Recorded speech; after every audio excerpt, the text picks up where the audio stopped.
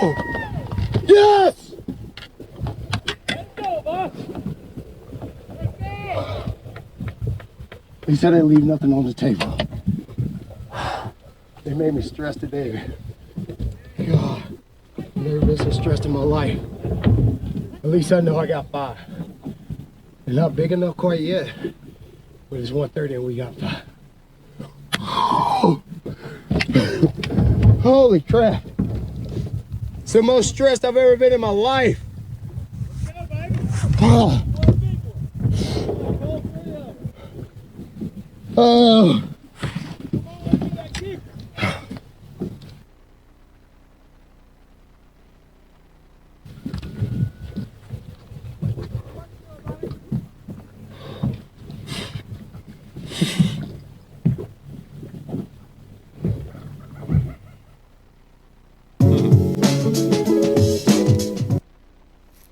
Pretty awesome. Folks at home, how you doing tonight? I hope you're having a wonderful Wednesday. I know I am. You're right on the heels here of a brand new Ike Live show, and this is a really, really special one. We've got an amazing in-studio guest tonight that we caught en route on his way to Lake Champlain, and I'm so excited to have him here in studio rather than on Skype or on the phone or something like that. We've got him right here in person. I want you to stick around for the entire show because we're going to hear some great stories. We're going to get to hear some fishing stories from the one and only FLW champion from this year. Brian Latimer is here in the house tonight. Let me introduce my co-host, and this show would be nothing without him. The one and only, the crust of the show, Pete Klusick. Pete, how you doing tonight? I'm doing good. Good to see you, bro. It's good to see you. Man, I just want to start with something because we were talking about it off camera, but you got to do a little fishing. You did a little BU filming with our man Jeff, who does an amazing camera work and editing and producing some great content.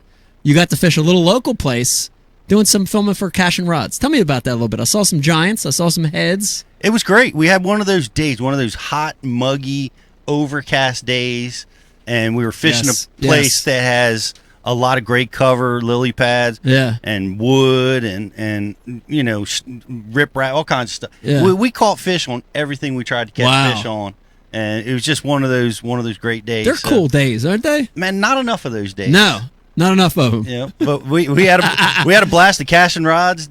I mean, I think they're going to be happy. We smashed some really nice fish. Cool. And we caught some stuff. And we're going to be filming for BU later on Friday with Brian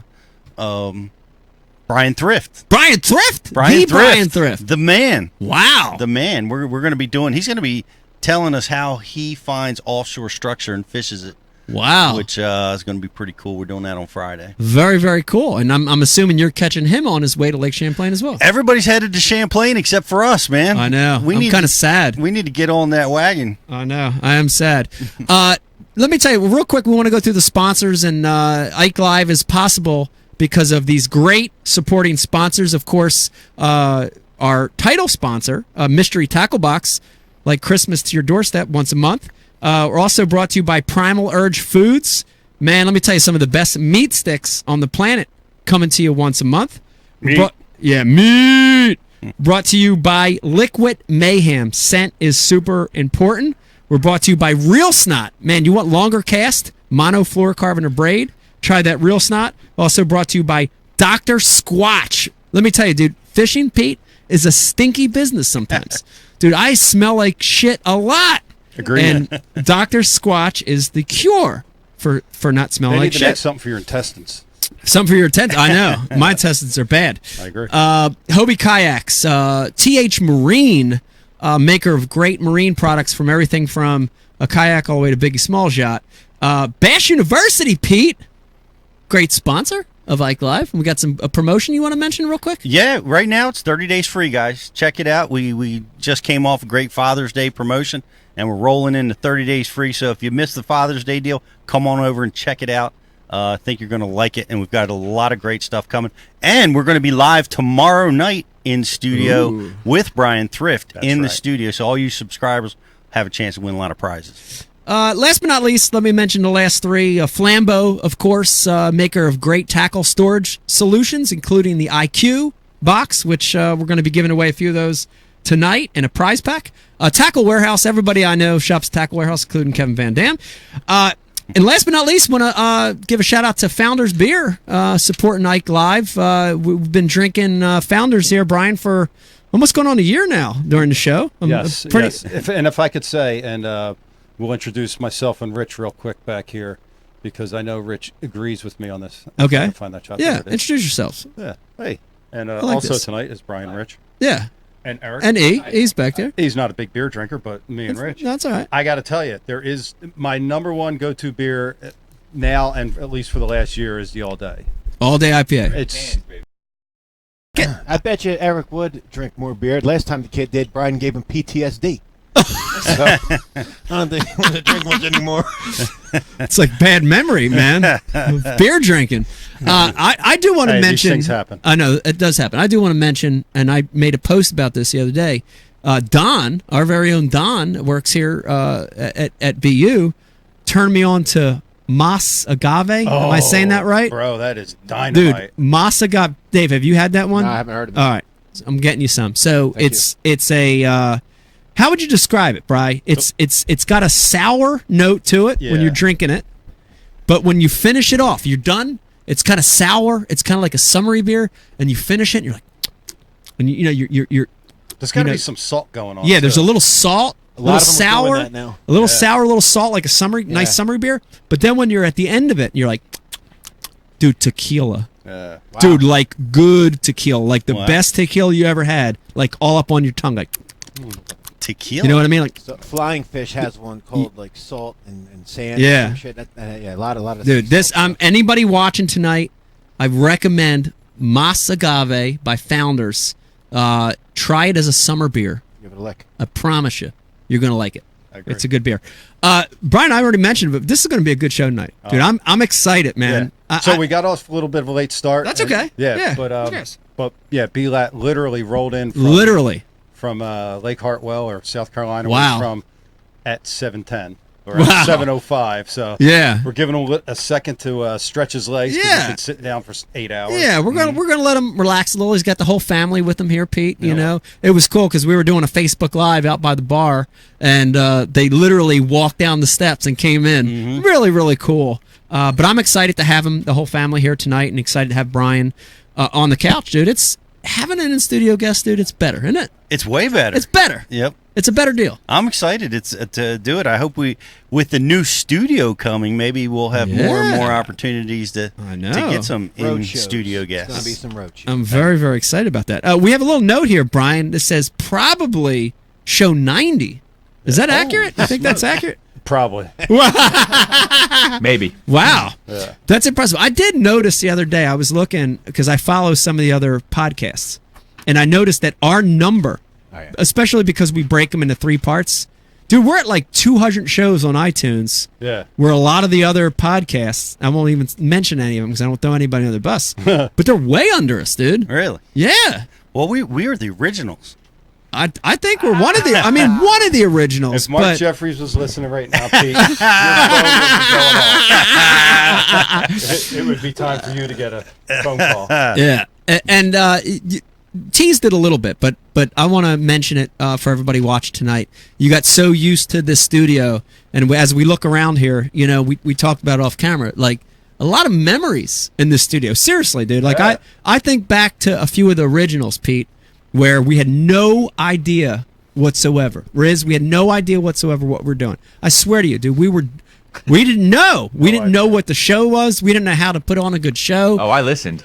Dude, back. They were really bad. We probably I can't. We a few of the shows we drank more than we should have, so they were really rough. But dude, in 6 years, it's really cool to see how we found ourselves and found a rhythm of the show, and we found an audience of listeners, and we all By the way, I come from the Open down at where the heck in Tennessee. Chickamauga. I can't Ike Live family down there everywhere. Everybody's coming out of the woodwork asking about Dave, wanting to see him out on the road. Yeah, Dave, the carpenter, and Dave. Are we going to get you at a classic? Yes. Can we play? Look at that camera right there. Where's the camera I'll you look sign a at? contract. Look at the camera. sign the Because if contract. you say it, we'll play that shit back so you remember. Look at that camera and say you're going to be at the next bass. That don't shame me. I go back on my word all the time. You gotta be. No, I know, but you gotta be at this one. Because here's the other thing about this. You're going. I All right. promise. Because this Ike Live, this classic will be special because I get to be there the whole time, Pete. Oh wow. Yes. Are you going to go against the man? What do you mean? We're talking to MLF? Oh, that all went away. Oh, really? Oh, that all went away. I'll be at the classic at the Ike Live booth for sure. Thank you. Yes. Thank you. Thank you. Thank you very much. Way to be a man and not let somebody else tell you what to do. That's right. We don't want any of that. We don't want any of that. So yeah, getting back to it. There is a possibility that this could be the last Ike Live in this studio. I know we mentioned it in the last show, but we're making a big change. It's either going to be next show or the show after that. So either July show or August show. You're going to see a new set. You're going to see new background. You're going to see better visuals. You're going to see better audio, or you're going to hear better audio. You're going to see a lot of cool stuff. But it's a little sad. It's a little sad. And I mentioned to Riz, and maybe Riz wants to comment on this because he's fresh with this.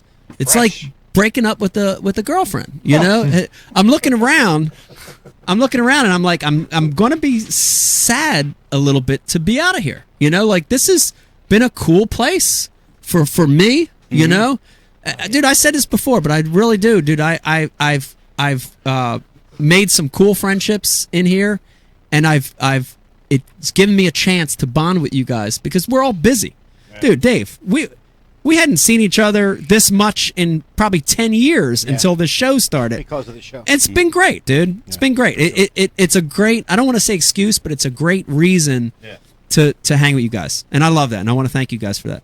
It's been a blessing, man. Riz, been awesome. Glad to be here. I'm getting emotional looking right here at the studio. So I'm going to miss it, man. What's actually going to go up there? So way too much. Yeah, no. So one of Becky, Brian the Carpenter knows that Becky called this a shrine to me with all this shit. I don't really want to say it's a shrine to me, but I'm a junk guy. I've been a junk guy since I was, since I've been trash picking and running meat way back when we were kids. Eclectic. It will not be this. You're going to see a set that's more refined, more lodge-like, fishing lodge, hunting lodge. You're going to see some antiques. You're going to see some memorabilia and old fishing memorabilia.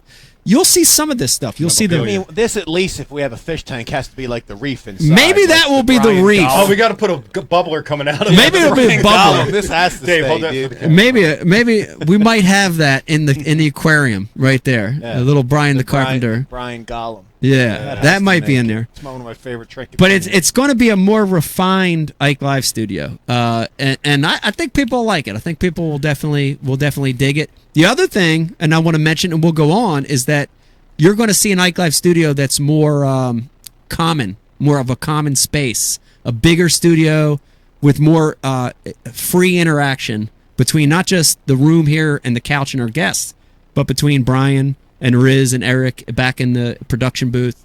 It's going to be more of a common space. I'm very, very excited, Pete. It's going to be a good move. I can't wait for the new studio. But you're right, this old studio, I mean, it's going to be burned in our memory banks forever. Yeah. This is where it all started, where it was all created, where we screwed it all up so many times. Yeah. And, belly laughed and cried, I know. fought, fist fights, broken dartboards. took some beatings. Yeah. It's going to be sad to see and go. there's one common player in every one of those fights. No. There's Alcohol. Then there were three. Brian was always the adversary, right? Like, it was never me and you argued. It was always Brian. That's right. One of us. You know what I mean? It's always involved Think Brian. about that. Whoa. I've never been the guy to get us in any hot water. Nah, wow. You two think about wow, that. that's true. You two Now think we about have. that. I don't know about that. We've got it. Oh, I We've do gotten know us about in that. some No, hot I'm water. saying about you. I know what you're Virgin Mary saying. back there. You've gotten us in some trouble. Pete has never gotten us in any trouble at all. Pete, Thank you. you're the saint of the show. Always. If this was hockey, Politically correct. if this was hockey, you'd get the Lady Bing Award from the sportsman. Lady Bing, PC. I have kept people out of trouble in this Yes. office. You have. Yeah. More than once. Kept it afloat. That's why we got to get a camera outside the office without Pete's knowledge, and they get to see the real damn Pete. The real standing out of the bar, and he starts Dude, drinking can you whiskey. imagine? Oh God, dude, let's set up. Eric, write this down. This is important. Eric, the intern, write this down. Covert We camera. need Secret video. We need a trail cam Yes. that we put in the bar. We put in the new upstairs that blends into the paneling. Yes. Okay, so it's camouflage into the paneling, and we're gonna get to see it. Dude, here's the first clip. I can already tell you. Brian's It's- way too happy. No, hearing this is the first clip already. We rewind it. Instead of seeing deer, you see Pete, and Pete goes, looks left, looks right, and he gets out the bottle of Captain Morgan's. Dunk, dunk, dunk, dunk, right in the Wawa coffee. Dunk, dunk, dunk, dunk, dunk. Looks left, looks right. Puts the cap back. And then it's the real damn Pete. Yeah, it sound like those old FBI wires they had on John Gotti. And then I told that mother, you know what I mean? Oh God. The real Pete is going to be exposed. Yeah, Pete exposed. Let's get this show started. There's a lot You know of- what? Speaking of that, where is there going to be a bar in the new studio? There is going to be a bar. The thing upstairs, we're going to have we're not going to have a giant bar, but we will have a more sort of a wet bar area, and we're going to have plenty of founders, and we'll have a little run up there for you, Pete. It'll be good. We'll be okay. It'll be good. Just right in with the cold coffee, too. Yeah, right out with the cold coffee. It'll be there. Before we get the show started, I'm excited about this one. Let me. We always start show, Pete, and we want to thank our the military. We want to thank active and veteran military. We want to thank the police, the EMT, firemen. Thank you guys for what you do. Brian Carpenter, we have a little special note here. We've got a viewer that's deployed right now, and he's in northern Iraq. It's Staff Sergeant Chase Winstead, and this is the first time he's ever missed Father's Day. He's feeling homesick. He's in Iraq. Chase, we want to say thank you, man. Thank you so much for what you do, and glad you're a fan of Ike Live, and we want to see you come back as soon as possible. Appreciate everything you do, Chase. Thank you. Mike, Yes, shout out to Chase. Chase. Appreciate it. I also want to give a shout out to my Uber driver from last night. Wow. And it's just crazy. Thank but you for service. isn't Thank you. He's deployed in North Philly.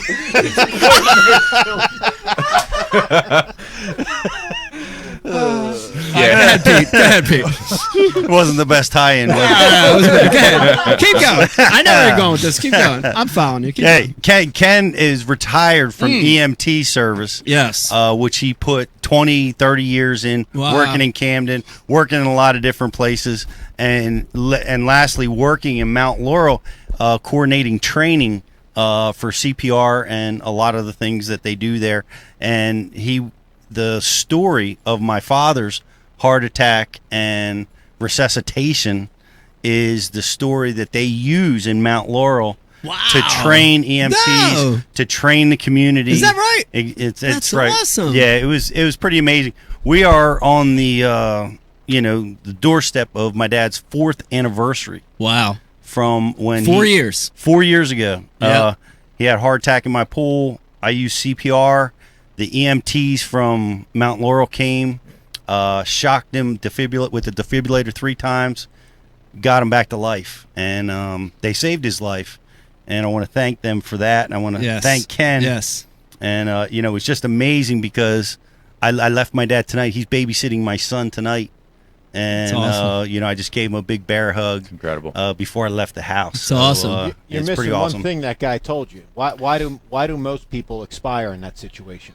Because Your father didn't. What was the- the difference? The difference is getting CPR as fast as possible. Yeah. That's Chest the difference. compression, spreading the blood throughout the organs. The chest compressions CPR has changed dramatically. The breaths are not as nearly important. It's all about getting compressions, using that the Bee Gees song "Staying Alive" as your beat, because you need to do that many compressions. Wow. And That'll you wear want you out. that rapidly. You can tell by the way I move. Woman's man. Time to So the difference is a lot of people stand around panicking, waiting for somebody to come do the saving. You got to get on your knees and you got to Get started, man. Get Right. your game. You got to do Right. that. You keep that blood going. You keep the oxygen going to the brain, so that when they do get resuscitated, they don't have brain damage. They have a chance for a normal Right. life. We were real fortunate. My little boy Jake was 6 years old at the time, 5 years old at the time, was swimming with my father, and he pointed it out to me. He called to me and said, because I didn't know, he was silent. He slipped away into the water. Right. But my son was, he said, Dad, something's wrong, and we got him. And CPR got on him within seconds. And, man, he's had 4 years of a normal life. Awesome, dude. So it's amazing. Amazing awesome. story. Great story. Thank you, Mount Laurel EMT. Thank you, Ken. Yeah. From the Mount Shout out Laurel to Ken. EMT group. Yeah, Shout we out got to a Ken. lot of people chiming in on the message board as well regarding Chase and your story about Ken. The message board is overwhelmingly saying thank you for those who serve. Yeah, thank you. And perform their services. So thank you guys for being with us on the message board. And don't forget, we have a Facebook like and share going on out there, guys. So hop on Facebook, like us, share us, get it out there, and give yourself a chance to win that sweet hit right there. Riz, great little conversion here. Thank you for all the Uber drivers as well. Yeah, Yes, shout out to yeah, Uber real drivers, MVP. especially in North Philly. Yeah, Tough after area. your party. Unless you're Philadelphia Freeway, that's a tough area. Riz mentioned it. We got a amazing gift bag here. This Ike Live gift bag, loaded with great product from all of our sponsors.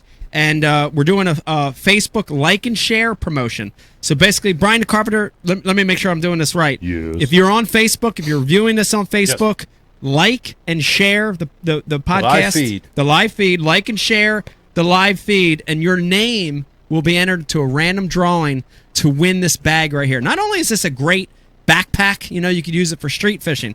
Brian, let me pull out. Can I pull out a couple things just to show you? Is that okay if I do that? A Flambeau tackle box with a Z-Rust, a unopened mystery tackle box, a tackle warehouse gift pack, hat, gift card right in there. Look at this, THG juice. Everybody needs G juice unless you're fishing Major League Fishing. Dr. Squatch bar in a lot of the different scents. This particular one's Bay Rum. Pete loves that scent. That's my favorite. We've got Primal Urge beef turkeys in there. We've got Real Snot. We've got Liquid Mayhem. Oh my gosh. We got Founders little stuff in there. Dude, it's loaded. Brian the Carpenter, it's loaded with all of the Ike Live sponsors. There's a And Hobie kayak in there. there might be a small Hobie kayak in there, believe it or not. But Probably please, not. if you're watching this on social media on Facebook right now, like and share it, and you'll be entered into a contest to win this thing. It's loaded, man. It's loaded for bear, Pete. Loaded for bear. Speaking of Primal Urge, how many of you guys read the card when you're chomping on it?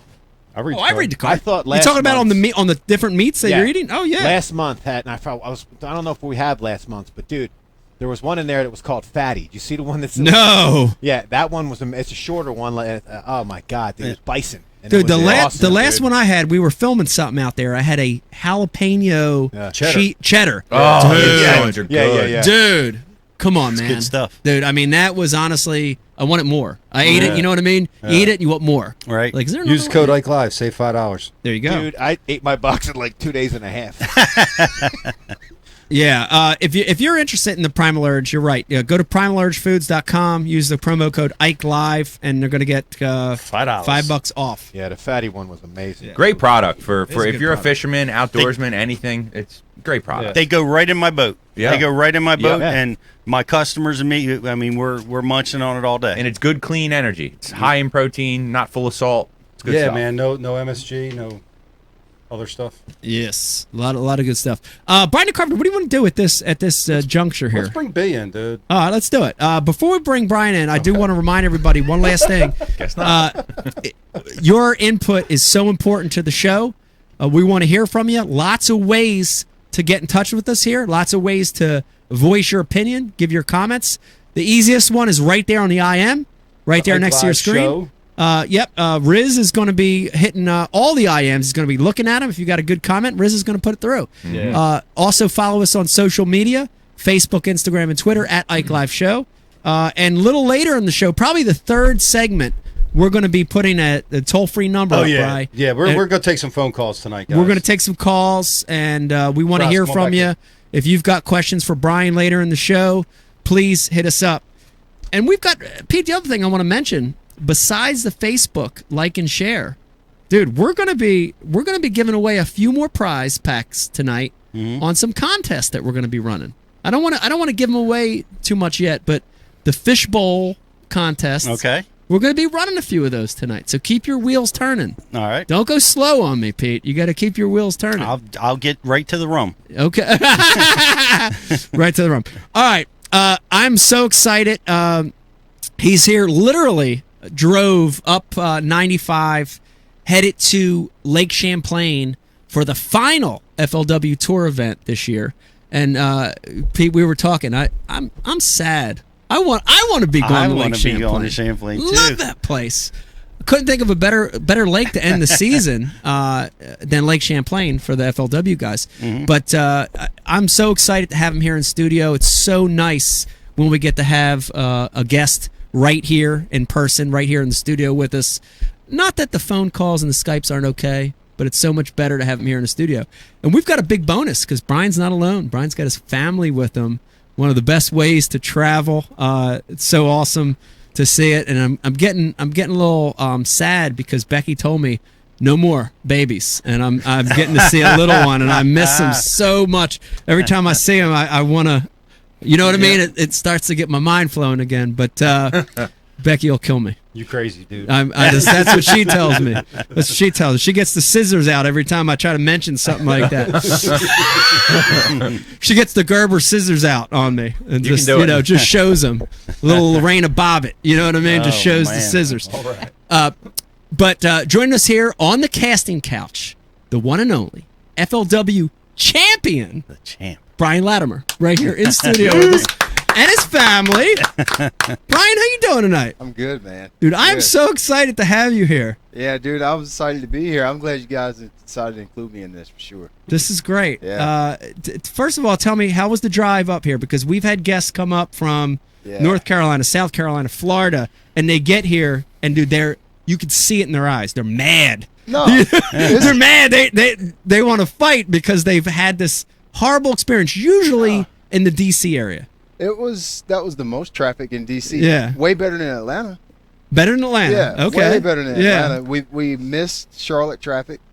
Didn't have to go through Atlanta. I'm happy. That's Okay. the only place I always hang up in Atlanta. Didn't have to do that. Happy guy. Yeah. Let's do this. I like it. I Yeah. like it. All right, now Brian. First things first. Please introduce Brian. Give me a full screen. Introduce your beautiful family. Who do we got here on the couch? All right, so this is my wife. Of course, most of the people, they've already know my wife, seen her in some capacity here.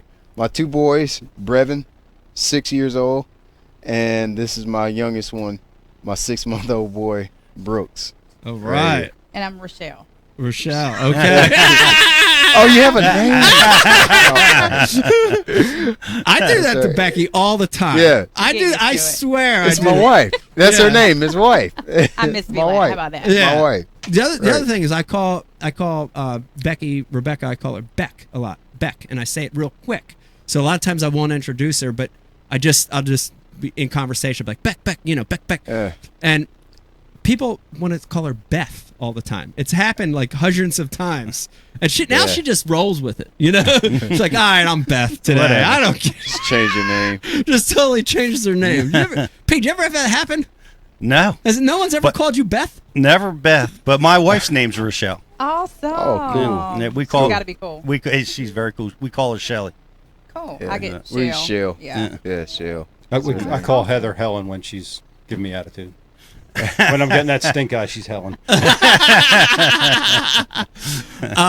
So I first things first. Big tournament coming up here in a week. Lake Champlain. How you feeling going into this? Because the first thing I mentioned to these guys, and Brian Carpenter said, "Man, you're not going to believe this. We got Brian to come in. Brian's coming in." I'm like, "He is?" Yeah. And I'm like, I was shocked because when I'm on the heels of a tournament, I'm sort of so psychotic that like I don't even want to do anything. Like I the have been like that days before. leading Yeah. up to it, I get so like I don't know if it's routine or ritual, but I get so mindset on the event then I'm like, man, I can't do anything. I don't even want to talk to a writer on the phone sometimes. You're exactly right. It seems like fit always hits the Shands the 3 days before the tournament and the way up. Yeah. Nobody calls you until you start going to your shop, start prepping tackle. Then everybody wants to call you. Your sponsors want pictures, and then your buddy that you hadn't talked to in a year wants to talk to you. You're like, dude, I really need to concentrate on what I'm doing. But, you know, I was kind of semi-ready for this one. We had a long break since the last tournament. Last tournament was Chickamauga, so we've been off for 6 months. Got to spend some time at home. And so I've been able to kind of like dabble in stuff for the last 6 weeks, so it wasn't quite as much as a rush as it's been in the last couple tournaments. So it just made it a lot easier to kind of pull this off. And I was ready to get up here anyway, because it's like going to a different world coming up north. You know, the fish is different. It's not hot as crap. So, you know, you're kind of ready to get out and get back traveling anyway. So it just worked out. Yeah. Well, I'm excited. I mean, like, honestly, me and Pete are so jealous that you guys are getting to fish up there. Yeah. It's such a beautiful lake. You know, the question always pops up, what's your favorite lake? You know, what? And I mean, we get it everywhere we go. And my answer is always Lake Champlain. You know, it's fun. And this is just me. I've only fished there twice. I fished I fished the open, and my first year on tour we went there. As good as Champlain is, it's a little bit intimidating for me. The size. It's size, and you have to catch them. You have like you have. That's like true. My first year on tour we fished there, I had like mid-16s. Came the second day, 9 ounces less. Went from 30-something to like 60-something.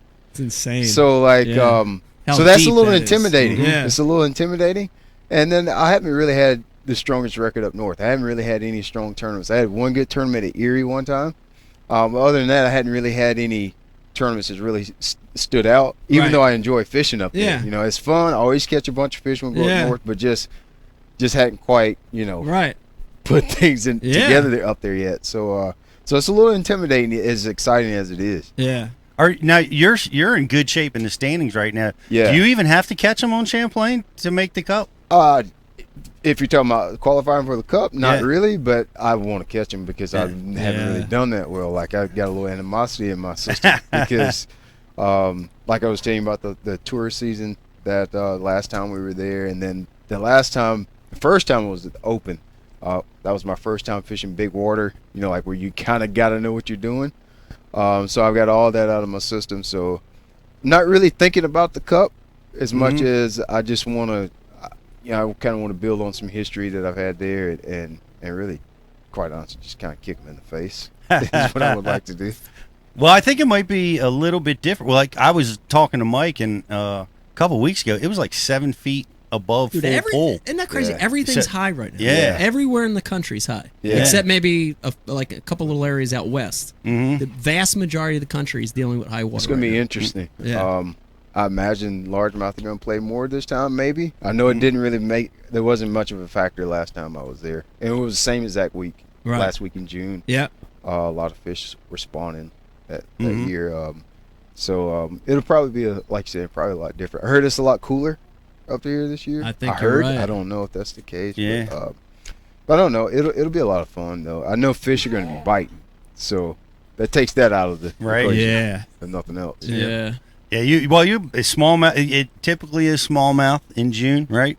That typically will win the tournament down there. But with the high water, who knows? Who knows? You know, you always have options there. Yeah, you know, you definitely do, and it's like a lot of options in a very small space. It's what's as big as the lake is. So. Well, we want to see some more highlights like we saw at Seminole. I'll give them to you. I'll give them to you if I can. Trust me. They're good highlights. And we're going to talk a little bit more about that later, but I'm a fan of the sport. Pete's a fan of the sport, so we watch all that stuff. Yeah. I watch live. I watch all the replays. Same here. I'm a fish head, man. I just love it. Same thing. But when I watched that final day at FLW, and especially that late move, you know? Yeah. Dude, it gave me chills, man. I can't watch it without crying. Dude, it gave me chills. I mean, the hair on my arms would just stand up because I think it reminds everybody. I think everybody in their life has had something happen like that where it's borderline meant to be. It's borderline you made the right decision. You know what I mean? Yeah. Oh, Yeah. God, it feels so I can't nice. watch it without crying. It's crazy. Every single bit of it, from the weigh in to the actual fish, I can't watch it without crying. Yeah. I almost hate to see somebody share that on social, because I'm going to start crying. Yeah. Like, I am literally going to start crying. Like, if you do that, I'm going to put on my glasses, dude. I can't have it. What is the moment that gets you? Oh, dude, any of it. Any of it. From losing the fish to catching a big one. Dude, I'll tell you the moment that gets me. Let me jump in. Yeah. When you I can't remember. I think it was like your 5th fish that you caught. You made that move. It was like the 5th fish that you caught. And you caught it and you were so like exhausted. I was exhausted. You were exhausted. You laid down for a little bit. Yes. That's what got me, because I've Yes. done that so many times, and people always criticize me. They're like, "Why'd you stop? Why'd You're you stop exhausted." fishing?" Yeah. I'm like, dude, Yeah. you're Yes. mentally shot at that point. You know? dude, you like black out for a minute. Oh, You yeah. don't know what's going on. You're Yeah. like, dude, let me just calm down. It's gonna be okay. Yeah, You're not gonna die. yeah, You know, it's like all that stuff goes through your mind. yeah. But it was really intense. The funny thing, that tournament was so fun and not really that hard up until about 11 o'clock on the last day. Yeah. Then I really, Reality. Yeah. Then it Yeah. started. You don't want to. Things like that don't line up that good. Yeah. Very rarely. I mean, Right. you know that. Like in Oh, tournaments, yeah. a lot of times you're just skating by. Even though you might do good, you're just skating by. Yeah. This is one of those times where I found something. I knew I found it, and so I didn't want to let that just slip through your Yeah. fingers. And so it wasn't until that last part of the last day of Yeah. the tournament where it started to feel a little bit like work. Yeah. Yeah. The reality of it. Now, I do want to mention something real quick, Pete, and before we get off this topic is, Brian, we do have something in common with Yeah. your win and my win. They both occurred basically in the Flint River, the mouth of the Flint River. Yeah. I know. I saw that tournament. Yeah. I remember that. I remember that when you won there. I definitely remember that. And when I found that area that I won on, I didn't think it was the winning spot. Same thing, dude. I thought it was an I caught area. one fish there. Yeah. One. I thought it was an area that I'm like, well, if I get in trouble, Yes. I can go same run thing. and maybe catch a few. Yes. And it ended up being the winning spot in the Flint River. Same thing, dude. I exact to a T what you're saying. I had a little deal cranking that I found, and that worked great on day one. And so the place I ended up winning on was a deal. I even told my buddies in the house, I was like, dude, I got this little deal. I caught a good one flipping, but I was like, I like the way it's set up, and I believe like that's something I can do. I don't think I can do it all day and catch 5. I think I could possibly go there and maybe catch a kicker. That was the only way I knew how to catch a better one. Because most people are sight fishing and doing all that kind of stuff. And I caught that 19 cranking, like, dude, by 7:30 on day one. And so I had some time to kind of, doodle around. Didn't even go there. Yeah. Didn't even go there till like 1 o'clock. I go to 1 o'clock, I catch like a 4.5, and then I called up to my 19. Still hadn't clicked that what I was on. The water was dirty. And then second day, my cranking stuff didn't work. And so I went back out there, and the water cleared up, and I saw what I was fishing. I was like, oh, okay. Started seeing the targets. Okay. Yeah. And then that's when Yeah. love started to happen. It's funny how it works like that, Yeah. isn't it? Mhm. It's almost like we say this all the time. You hear it a lot at Bass University, Pete.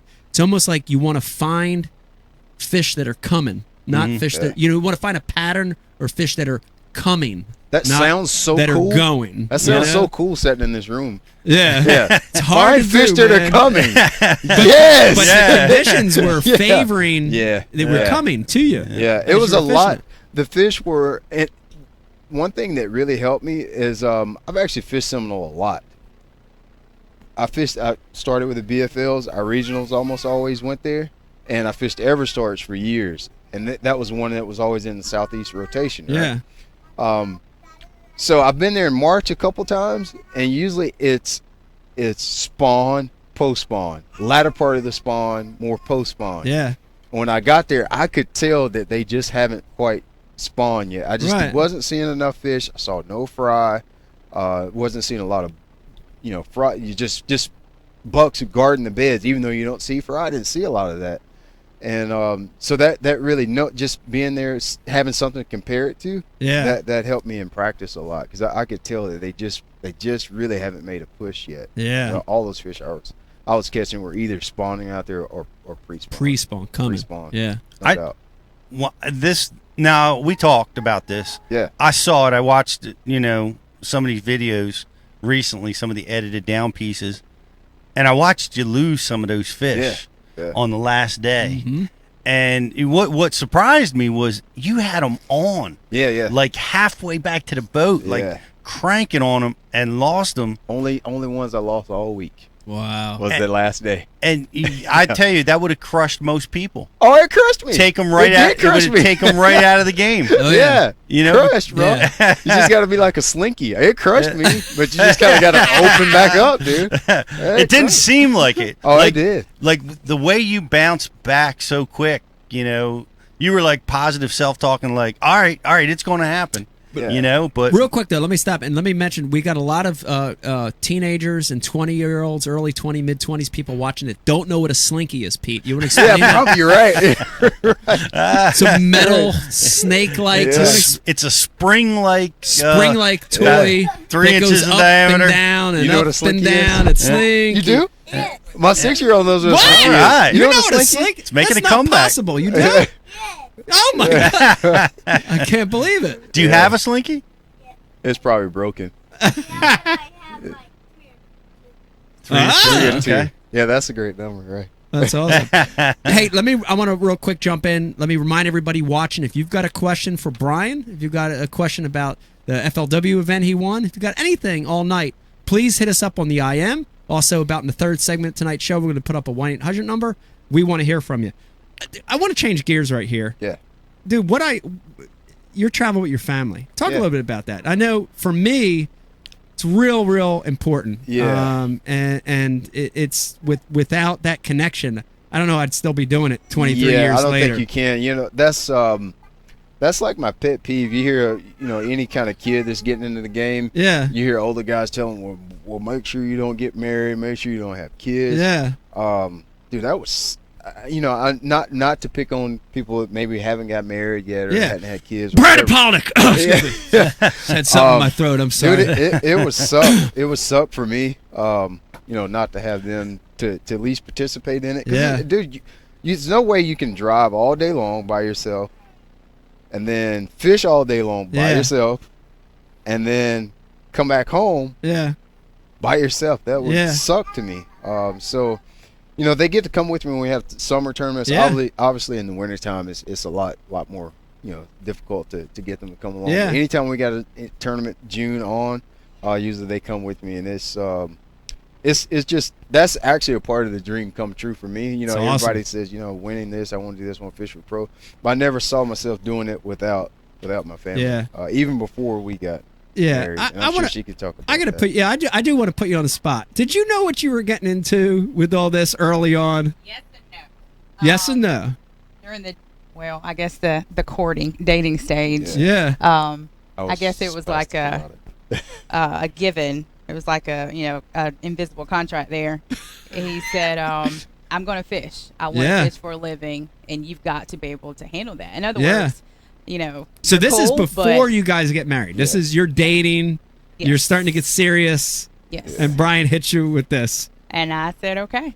Well, I'm for any guy that has a true passion. That's awesome. And a dream, and he's chased it since we've been together. Yeah. So it's awesome. Wow. It's good stuff. That's awesome. Is it surreal that he's successful, that he's doing something he dreamt about now? God.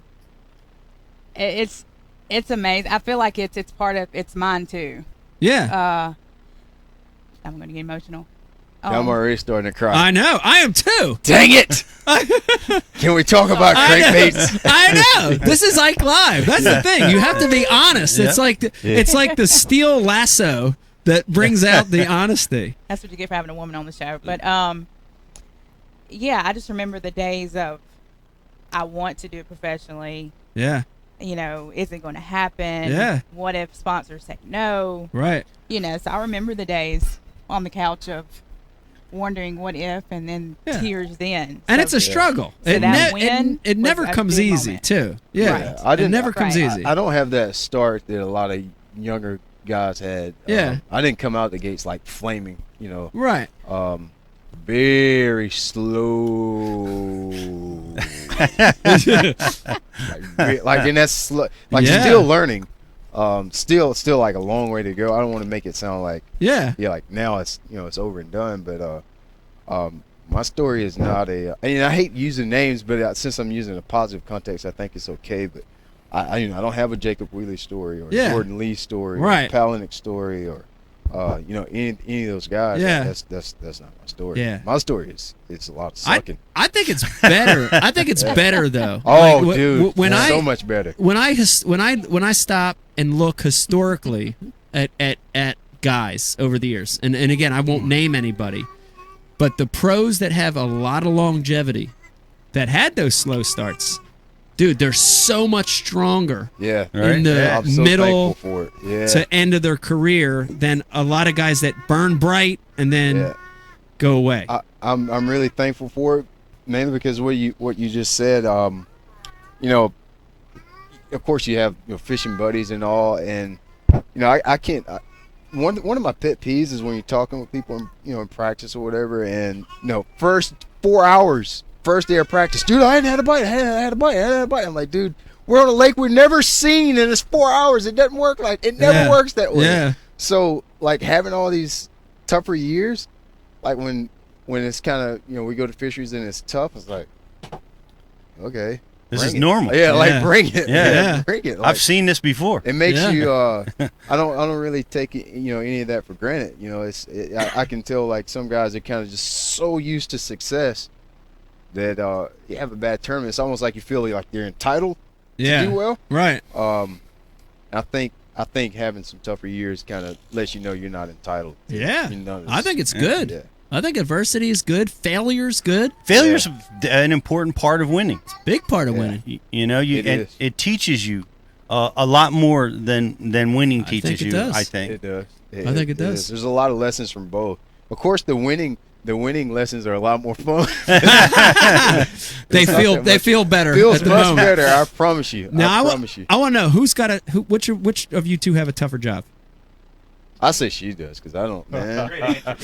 Be honest. Round of applause. Making sure that everybody knows what she does. Wow. She tell them what you did. You're a middle school teacher. I've been for 12 years. Middle school, 8th grade. Middle school, 8th grade. God bless you. Ooh, I'm just crazy. It's all good. Brian, 8th grade. Tough years. We were horrible people. That's can be tough. Horrible people those years, man. Yeah. I was bad. Well, that's why I teach it, though. I just remember not having teachers that Now, what subject? Science. Science. Okay. Oh, that's awesome. Very awesome. I thought it was, I won't say rough, but I thought, there was a challenge there when I had the one. Yeah. And it was kind of like, okay, and I got to a place where I adjusted. I was like, oh, I'm good. I can handle it. And then he comes along. Such a blessing, though. Don't get me wrong. But trying to find that balance for the two because he's so tiny and cannot do anything for himself. And this one, Big Brother, is awesome. So it's been challenging, but, I support him 1,000%. Yeah. So, you do what you got to do to make it work. Yeah. Family sport's so that's important. and that's got to be super hard when I guess Brian has to go on the road by himself, and you've got a handful to take care of at home. All those kids, right? Yeah. It can be tough. It's like a give and take with that. I guess on my end, even though I'm going a lot, I also get to be at home a lot. Like it gives you flexibility to do. If I want to pick him up from school early, I can.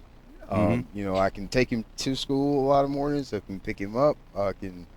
If we want to take off riding dirt bikes on Wednesday afternoon at 2:00, I can do that. I can't do that when I was working, when I was running my landscaping company. So there's a give and take. 6 months out of the year, I'm pretty unavailable. But when I want to be, when I'm home, I'm home. I'm home. So I have no regrets, but it's easy for me to say that, no regret. I wouldn't change it for anything. All right, Riz, I know we've got a ton of IMs coming through. Do you want to hit us with a few? What do you got? Yeah, we do. One of the coolest things about Brian, your story, is that you mentioned it when you were with us on Bass U down at the Classic that you pride yourself in hard work and that it wasn't just a talent thing and that you just didn't just get it overnight. No. You made yourself, and honestly, the way that you describe it and how you came up, it gives guys, like me or anybody else that's still fishing locally and, really love fishing and love competing. It makes us feel like we got a shot. You know what I mean? Like that you can achieve these goals through hard work, through time on the water, if it's something you truly want to do. It's just really awesome to hear that. You can do it, Riz. Thank you, Pete. Do it, man. Do it, Riz. One of the overwhelming comments, though, Brian, is coming through regarding your motocross track. Really? Yeah. That's not mine. That's his. That's his. All right, can you tell us a little bit about that? Yeah. So, just about this time last year, this dude could not ride a bicycle. This time last year, couldn't ride it from me to Pete right there. Wow. Could not do it. And right before I cast, the night we were packing, literally at 10 o'clock at night, I was like, dude, let's go try this again. Put him on the bicycle, and he goes, I don't know, 60 feet down the road. And so, we had to kind of just drop it. It's this milestone. Yay, bro, you're riding this bicycle. Yo, go you. And then we have to leave for a week to go to ICAST. And so we came back that week after ICAST, put him on the bike. He starts riding that. The next day, my parents had actually bought him a little electric dirt bike. And so I put him on that. And he really started to do awesome really well grandparents. with it. Yeah. So, In the meantime, the parents, they get their little, our neighbors have a son the same age as him, and they have a real dirt bike. And I grew up doing that. I never got to race, never got to be competitive. I'm the same dad that you see in high school fishing. The dad maybe grew up brim fishing, doesn't really know what to do, trying to figure out the way. I'm that guy for motocross. I grew up around motorcycles, on the pegs over a dirt bike. I really don't know what I'm doing, though. So yeah, we turned our backyard into a motocross. We're in a subdivision. We turned our backyard into a motocross track. If you fast forward like a year long, he's raced several races, 5 or 6 races now. Doing really well. Really proud of him. Yeah. He's got his own YouTube channel. He's doing some videos on YouTube with his dirt bikes and everything. That's awesome. So yeah, a whole bunch of stuff. Brother, you want to tell him about it? You said I want to hear about it. Tell him about your dirt bikes. I have a FLW 50 and a KTM 50. Pete, do you know what they are? Kawasaki? KTM? Yes. No, that's not a Kawasaki. Pete called it a Kawasaki. It's not a tennis player. We're talking about dirt bikes, not sausage. No, so your KTM, he started off on the PW, which is like the starter bike for just about everybody. And he's been racing that and just recently stepped up to a true motocross bike, KTM, little 50 SX Mini. So yeah, that's what summer and fall time is going to be, is just running around on the tracks doing that with him. But that's awesome.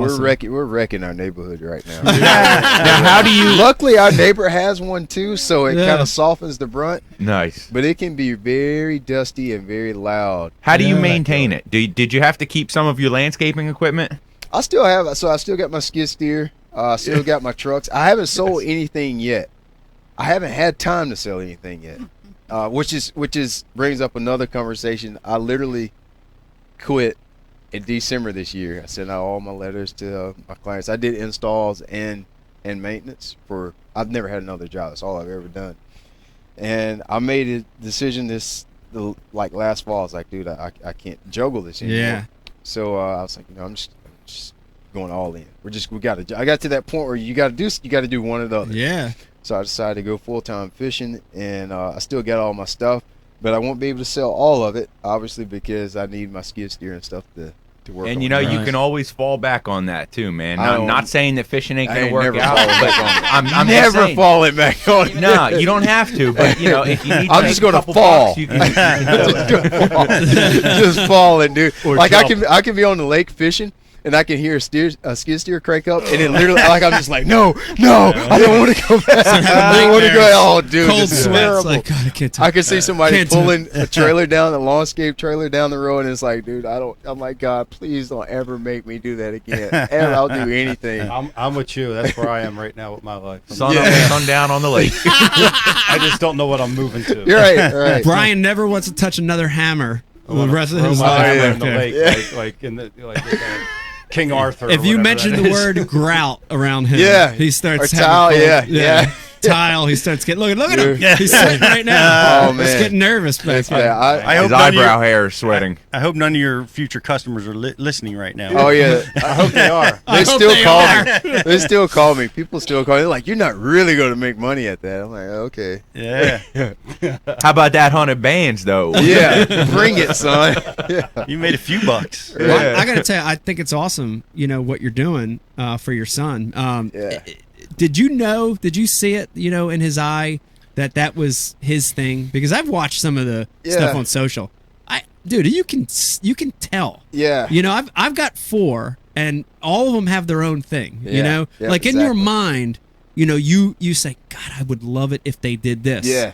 But they all find their own thing. Yeah. It's weird. Of course, I would love for him to fish and everything. And then at the same time, I don't want him to I know how it was when I was, my dad started a landscaping company, and then I started doing that too on my own. I wanted him to have something that was his. Yeah. I didn't want him to have to come under my shadow. Right. And, especially with high school fishing and all Yeah. now, I didn't want him to have to deal with because your dad did this and then this. Yeah. Or, all of that. So I was really glad that when he took a liking to motocross, because that's his. I have no history there. Right. He gets all the credit for it. Yeah. What he decides to do with it, there's kids that are hardcore in the motorcycles, so he's gonna have to put in the work. Like it won't just come as far as competition aspect to it. But it's just like fishing. There's so much that parallels with the fishing industry and motocross. Only difference is at motocross you cannot make any money at all. At least at the local level you can get paid. It's a smaller percentage that can make a full-time living doing that for sure. Very small. Yeah. Roads longer. There's more people into it. Yeah. So he's got his work into it, but I'm thinking bigger picture here. Who knows? How do I know he won't own a motorcycle shop one day? Yeah. How do I know he won't be a videographer one day? Yeah. YouTube, Marketing, baby. promotions. Yeah. I mean, there's so many. It's so much bigger than just riding. Yeah. So I'm hoping that passion that he has for motorcycles and motocross goes. I don't care what he does with that energy. Right. I just want him to get better at something every day. I don't care what that is. It's awesome. It's awesome, and I think that's we have a lot of parents watching right now, and to foster that in a kid, no matter what it is, if it's wrestling, if it's motocross, if it's academics, if it's music, that's a special thing, man. Yeah. I've learned a lot about parenting. I learned a lot about fishing with this. We've talked about that recently. When you get to watch, we talk about confidence in fishing. If you want to see confidence, watch those kids on dirt bikes jumping hills the size of this house. That's crazy. It is. You learn a lot about confidence, and you hear all that stuff all the time. Yeah. Right? People always say, "Oh, you gotta have confidence to fish." But you can't grasp what that means until you don't have confidence, and then you get it. Yeah. It doesn't mean, and I see it in him. When he doesn't have confidence, I see it when he does have confidence. In like the last 6 months to a year, really opened my eyes to a lot of stuff about myself and parenting. It's just, I go on and on about that. Yeah, for sure. It's tremendous. Are you making those big jumps? Starting to. Yeah. Are you? You are starting to. How far are you jumping? Really far. More than you got a that's double. all. You hit your double in the backyard the other night. Double. Yeah, double's like 2 humps. You got 1 hump. You got to go far enough. You got to commit so you don't hit it in the middle. And basically go over the bars. And he hit his double in the backyard. Well, you're the one thing I do know is you're riding way better than Fletcher and Hunter Schreiber. Yeah. So Right. it's the one thing I know. Right. Because them guys are washed up. How's they're watching right now. They're totally mad. That's awesome. How's mom holding up with the motocross? Is that a little spooky? Pretty good so far. It What'd you say? was in the beginning. I kept kind of thinking like, oh, dirt bikes, that's nice. Yeah. But no, I think just having boys and having a reckless husband. I'm just go probably with the liability there because I actually like to ride too. Yeah, that scares me more than anything because I'm thinking, baby, you need your wrist and your I didn't hands ride and much your during the arms season. Not during the season. and all that good stuff. But no, you just after a while you get used to it, get over it. Just let them be boys. Well, it is scary. I can't say I do worry about that, but I just kick it to the side. He looks like he's playing football too. No football. No normal sports in our family. Well, he did say he wanted to try He to said play he football wanted this to. fall. I never did any of the normal sports. Yeah. So Well, you played tennis. I played tennis. That's not normal when you're from Oh, Belton, South Pete. Carolina. He's Yeah. a tennis player. Yeah, I I used to know. play. Yeah. I was a very serious tennis player. Yeah. Very, very serious. I played juniors all the way to 18s, in high school days. Right. So yeah, that Pete's, was. Pete's a very serious tennis watcher. Yeah. I am a very serious tennis Yeah. watcher You now. feel like Yeah. playing tennis helps with your casting? And Not that's at a all. serious question. Not at all. No? No. Okay. Nothing for me. Not at all. Pete? Like being able to make a left-handed roll cast, like Tennis is the doesn't just most come destructive naturally? sport I think I've ever played on my body. I don't know if you feel that same way. Yeah, I didn't play that long. I only played for Yeah. a few years in high school, and Yeah. but yeah, I don't know that it helped my casting or not. But No. it was great sport. I mean, Yeah. it's a lot of the sports I played are like fishing. Yeah. They're individuals. Like you're playing Yeah. on a tennis team in high school, but Right. man, you're Individual. you're the number one guy on the tennis team. You're playing the other number one guy, Yeah. and I mean, it's all out Yeah. there, man. Yeah. There's no help. Right. There's no coaches. There's no nothing. You just Yeah. you got to get it done, and fishing's the exact same thing. you only have yourself to rely on. Right. Exactly, your experience, it. your thought process. I did like that about it. You didn't have to. When you play football, for the most part, you got to have your team to practice with. But with tennis, it was how long do you want to go? Yeah. Right. How hard you willing to go out there? So that was the attractive part to it for me. Yeah. There's times I do miss it. We have a tennis court in the backyard. Our neighbor behind us has a tennis court. Mhm. That was actually our state challenger.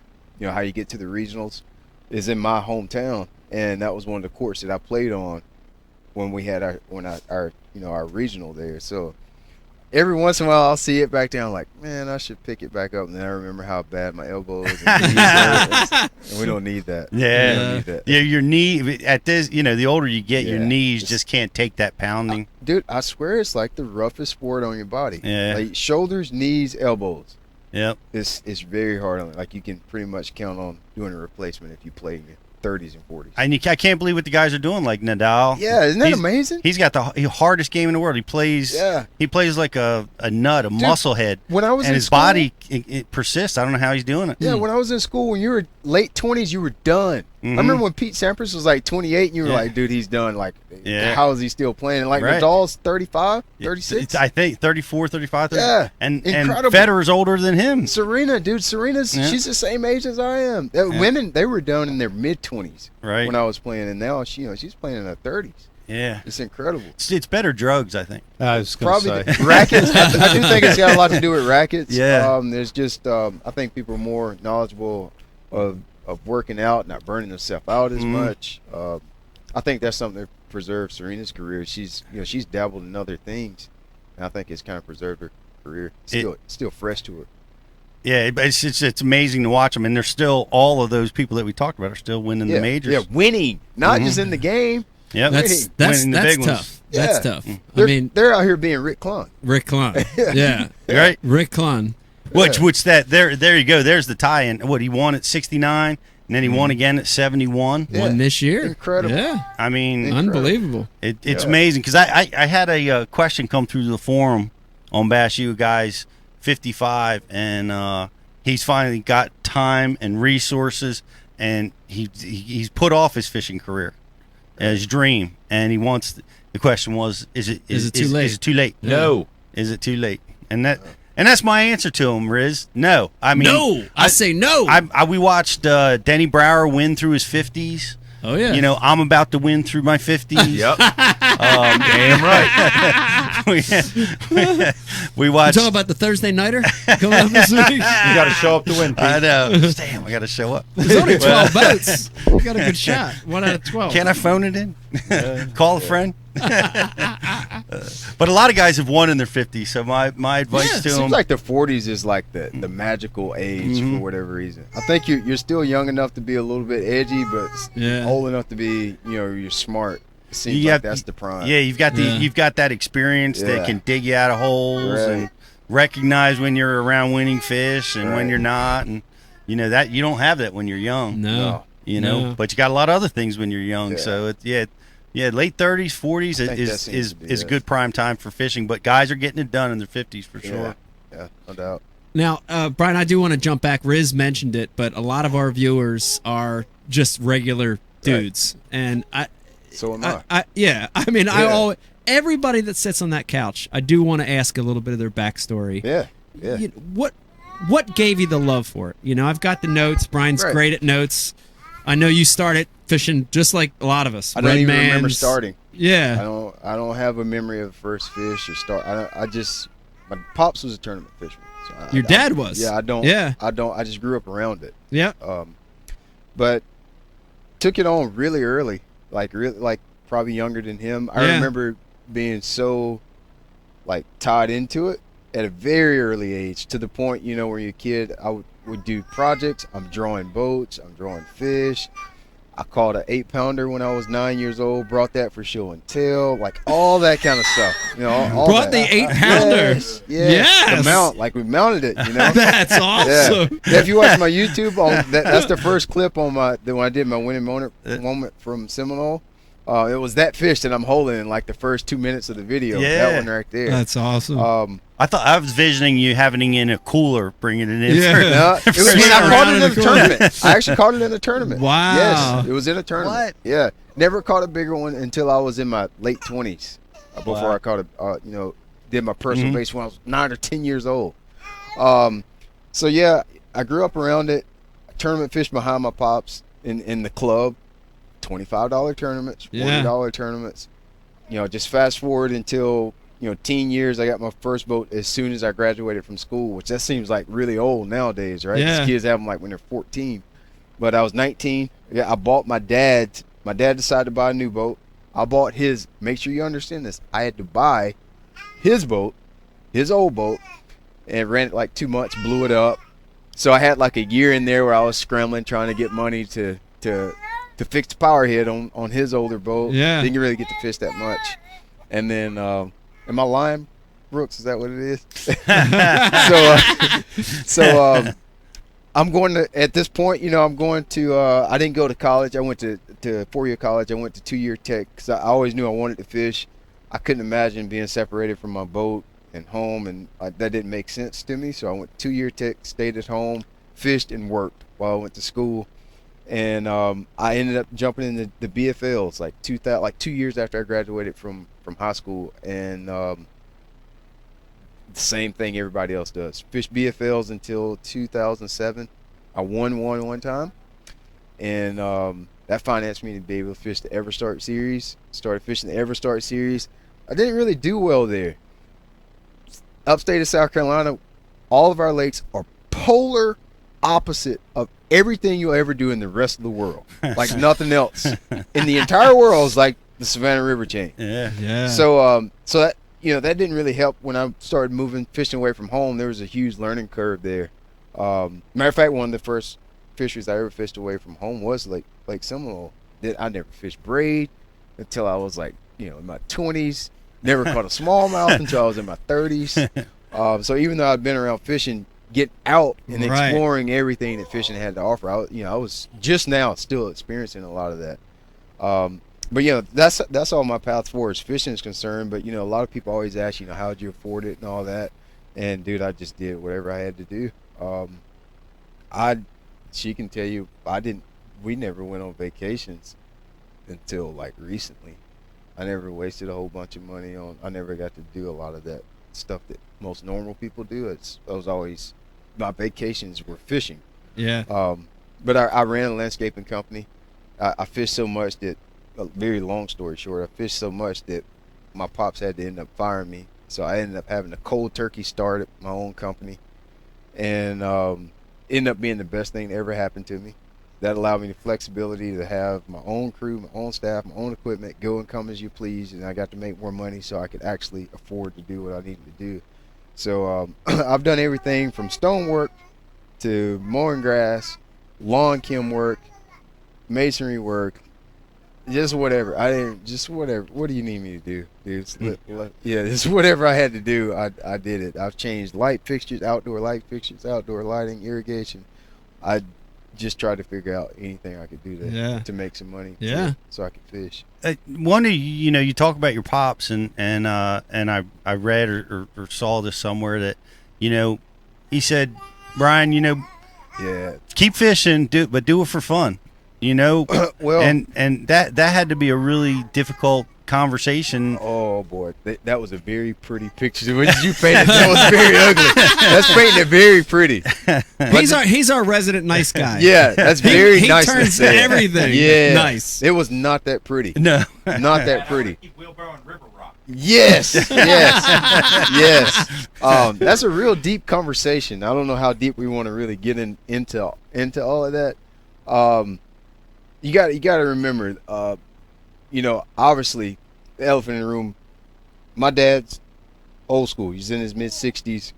Grew up in the South at a time, where black people couldn't own businesses, couldn't buy houses, we couldn't do stuff like that.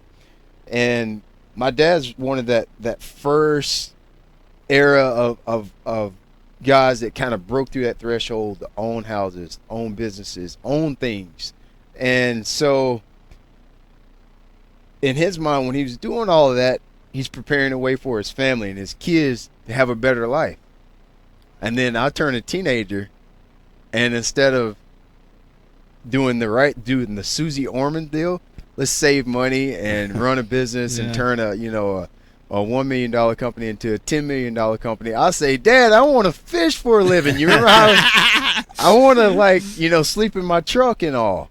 So, and I'm painting this real pretty. You can see she's like smiling. So there's a lot of like, no, dude, don't do that. Don't. That's stupid. You're never gonna make any money doing that. You can't do that. So I had to deal with all of that.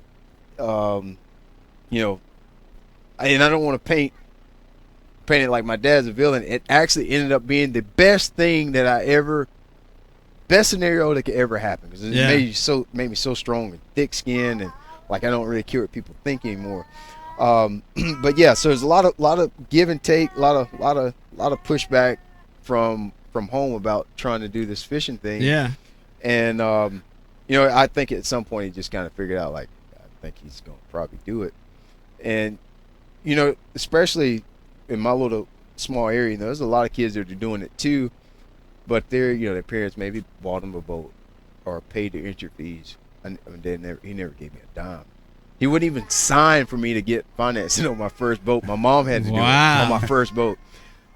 So I had to press through all of that, and at some point, I was saying all that to say this.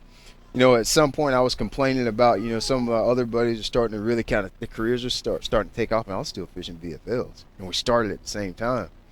And so I was like, man, dude, if I had help, if I had somebody to do that, I could do the same thing too. Totally false. And he said one statement to me that literally changed my life. He told me that if you wanted to fish, he told me two things. If you wanted to fish, you need to figure it out. The other thing he told me was, you've been free longer than I have.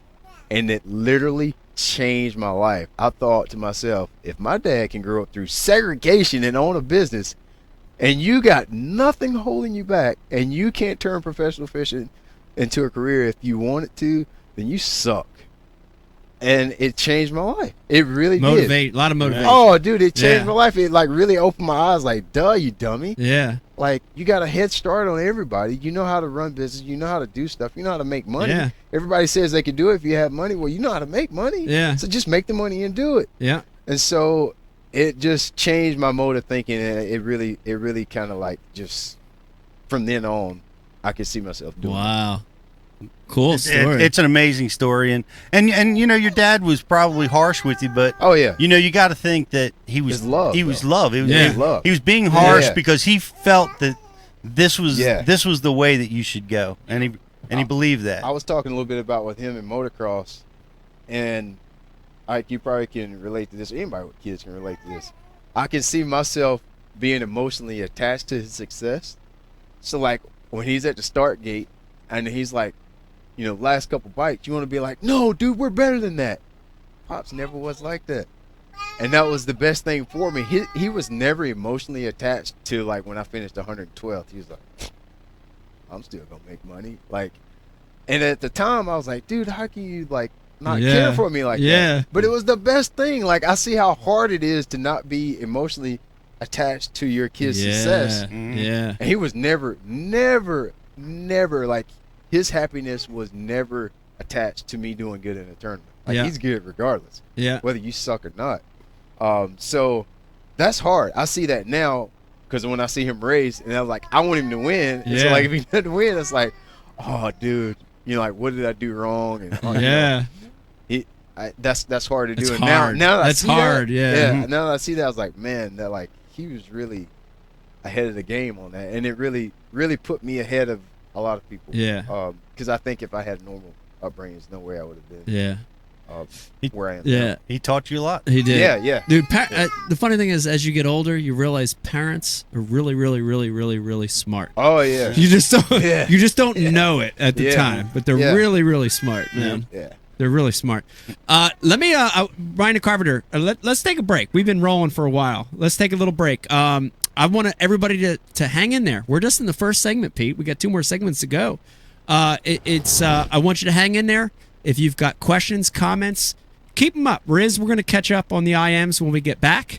Want to remind everybody, we have the one and only Brian Latimer in the studio with us tonight with his wonderful family.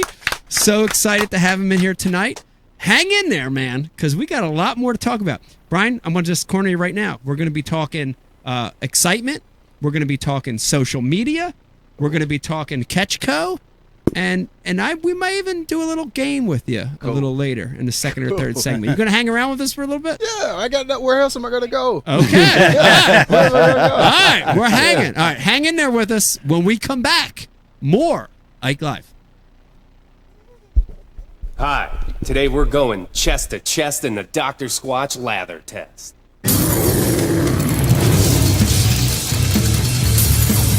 On that half of Mike's impressive chest, we're rubbing him down with 3 name brand bars. The result? A sad, milky film of disappointment.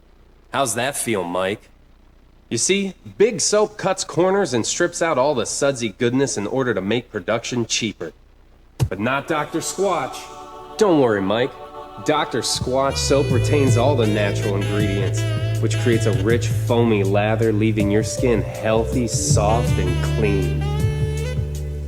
Ooh, looks like Squatch is taking over this peck party. How do you feel now, Mike?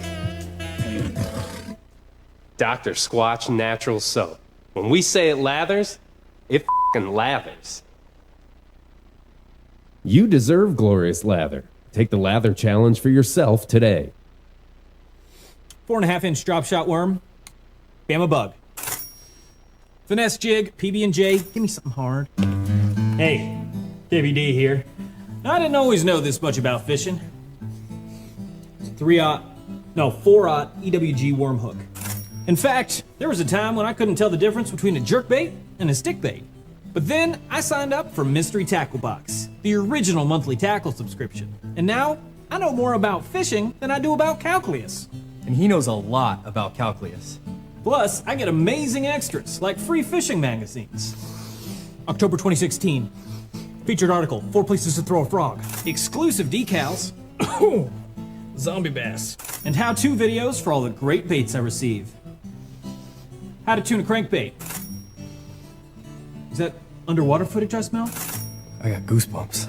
So if you're looking to develop enhanced fishing abilities like me, or you just like getting new tackle every month, go to mysterytacklebox.com and get your box today.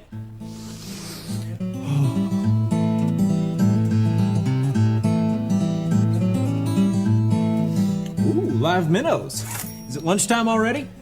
Nature's candy. Oh. Is he in my pocket? This time of year, I definitely recommend putting a little bit of this on your soft plastics too. There he is. Another one. Next cast. And that would be number 6. I'm addicted. I'll admit it. I'm straight addicted. Might be bigger. You think so? Yeah. Feels big. I haven't even seen this thing yet. It doesn't want to come up. Don't break me off the rocks. Oh, it's a... Oh!